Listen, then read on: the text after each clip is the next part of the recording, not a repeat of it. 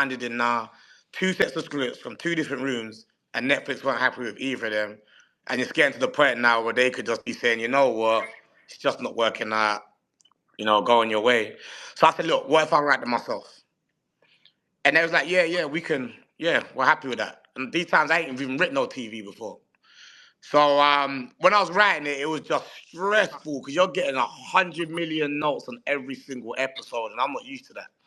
So I'm getting bare notes, it's stressing me, and it's like 100 million notes on one, 100 minutes on two. And I got a call from the Netflix boss lady, and she's like, Raps, just wondering, would you like since there's 5 characters, would you like to cut? I said, yes, cut it down. I can't go. I can write 6. I can't do no more. Let me just do 6. Bring it out, and if the show does what it's meant to do, and we get a second season, let's up it. So, second season, if the thing does what it's meant to do, I want to up the episode count. So we're good. Okay. Now I know you're in a probable. Well, this question may not go down well on day one, but what is stressing you most about this? Is it about how many people actually watch it, or is it about how many people like it? Because obviously that green lights season 2. No, I'm not stressing. Nah, I'm here in LA living my best life. I'm happy that the show's out. I was stressing when I was writing. I was stressing when I was writing it. Now it's not. I can't control what happens next. I've put it out there. I hope everybody in here watches it and tells their friends to watch it and so forth. But it's out of my hands now. I can't stress over something I can't control. Like, we know we made a good show. I'm proud of what we done. The cast are proud of what we done. And it's down to Netflix. They need numbers. Like, if we go by how much people like it would be probably sweet. But everything's a business at the end of the day. Like, our show is pretty pricey. Like, if you can even just look at it and see, we don't look like your typical BBC drama. And that comes with a price tag. You know what I'm saying? Toss and Cole's not cheap.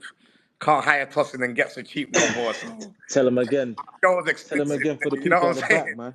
It's an expensive show. People ask about the cost. Like, you think Eric went from BMF to come back for cheap?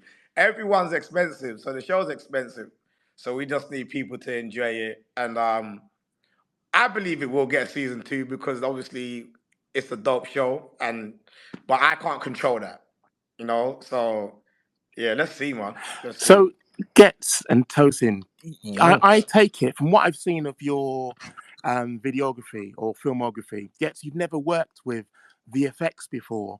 How does someone get in the zone when you're working with special effects, Tosin? I mean, what sort of prep do you put in to work with something which you can't see? I mean, you can never be prepared, but I feel like you just have to like unlock your inner child and start using your imagination and just have fun with using your imagination and just being truthful to using your imagination. Like back in the days when like you used to pretend the floor was on fire when you was a kid and you used to jump on the bunk bed to like for safety. It's kind of just using that kind of imagination and just being free with it. You know what I mean? There's times I've been a kid and pretending I was a Super Saiyan or a wrestler or whatever it may be, and just really believe in that. So I feel like you just kind of have to have the same freeness and confidence to kind of portray that stuff when you're doing CGI. Okay, because there were moments there which, it did look as though practical effects were being used and VFX was being used. Am I getting this twisted, Rapman? Was it a combination of the two? Yeah, we had everything, man. Like, we done, yeah, there was practical VFX, SFX, everything. We done everything like that. We done a lot, like, to make that look like that. So yeah, we use everything. Okay, so I said this at the top of the hour, and boy, we are fast running out of time. That this isn't just going to be me talking with Rapman, Ghetts, Tosin Cole, and Akai. It's a chance for you in the audience as well. So start requesting because we're fast running out of time. I don't want it to be the Michael Morgan show. This was supposed to be a talk with you as well. So start requesting, start pressing the mic if you do have some questions, or I'll just continue.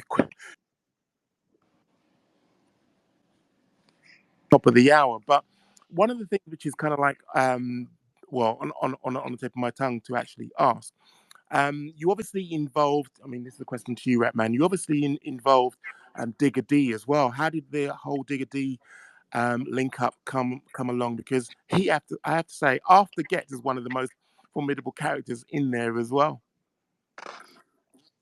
Yeah, Digger done really well. That's the first time he's ever acted. I never knew Digger before the situation, but I remember writing this character, and the character was just a wind up. You know, the ones like just taunting his enemies all the time.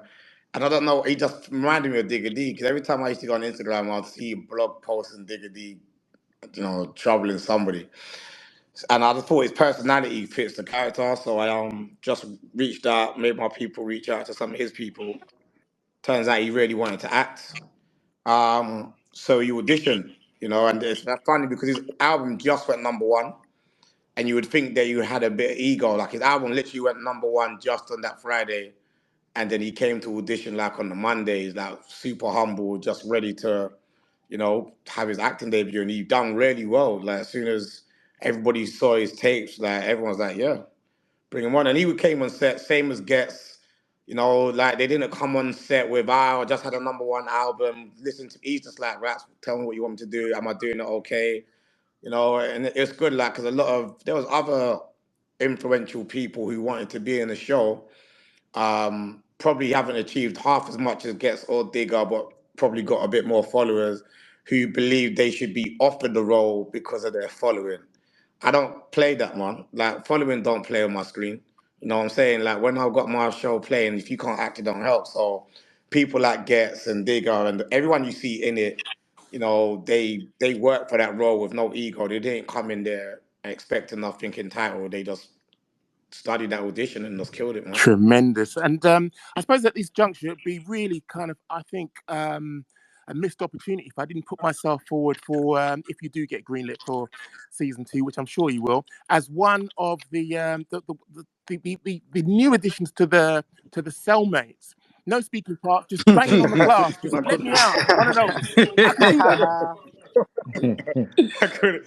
Hey, that's a show of hands though, because I know it's only been out for a few hours. Can anyone make some sort of sign if you've watched the show today already? Show us your emojis. I'm sure there are more Seems like a people lot in of the people ain't audience seen who it have yet. seen it. Come on, show us your emojis if you've seen Supacell today. That's good. I'm so glad we've done no spoilers, because I think it'd be horrible to be busting spoilers. That's good. Yeah, that's good. It's interesting. Now you know, like you got something to watch tonight. And I Exactly. get it. What time is it? It's only 8 o'clock, Exactly. right?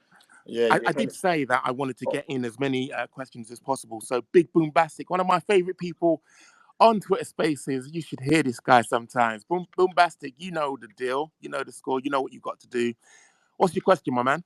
Yo, yeah, big up Michael, man. Yo, Rapman, big up as well, man. Big up Ghetts, man. Flipping, like, man, just wanted to ask Rapman, yeah. See, like, I've got basically, like, I've got a short film myself here, and I'm in the process of like doing a part 2, my bro, yeah. But like, see, like with what you're saying, how like you had writers' rooms, yeah, but you just felt like they didn't like that. The writers were good, but they didn't understand like the dialogue, how you're trying to, how it has to come across, like what, like because like I got a phone call, like what did you say you had to, like what steps did you take? Did you just say, alright, cool, I'm just gonna have to take this into my own hands, or did you, like, is there like a right team that you can find to do that?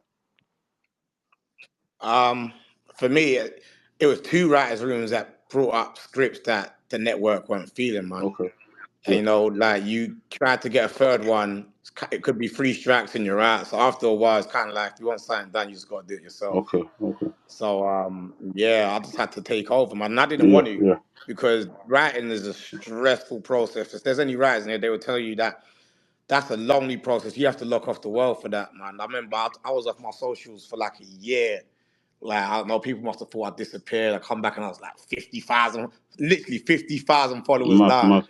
Like crazy, but it was all worth it in the end. But honestly, like, if you're not a writer yourself and you need a writer's room, you just need to find a writer that you can sit with and really speak to them, and they need to be on the same page with you on every single Yeah. frequency, and then that person can write for you. I didn't have any personal conversations with the writers like that. I had like a half an hour meet with some of them, but you can't really judge off a half an hour meet. You need to really spend time with that person so they can understand your vision You know, it is, completely. my boy. You see, where like I haven't been to like college or uni to do it, yeah. So it's like I wrote the first script myself, but I just write it like how like my guys talk, innit? Like, you know what I'm saying?